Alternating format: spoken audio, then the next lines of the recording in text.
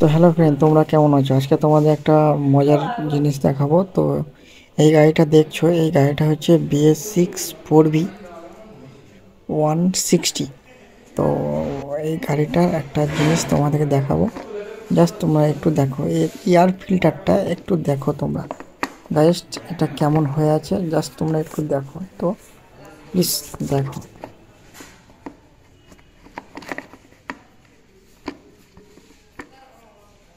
Wait করো, এটা দেখার জন্য তোমাদেরকে দেখাবো, তোমরা জাস্ট একটু ওয়েট করো। তো জাস্ট তোমরা একটু দেখবে যে এর এয়ার ফিল্টারটা কেমন আছে।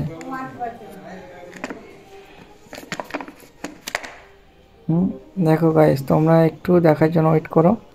তো এটা হচ্ছে 4V এয়ার ফিল্টার। তো ফিল্টারটার গাইস জাস্ট তোমরা একটু অবস্থাটা দেখো, এর অবস্থাটা দেখো গাইস, এটার কি অবস্থা হয়েছে শুধু দেখো। দেখো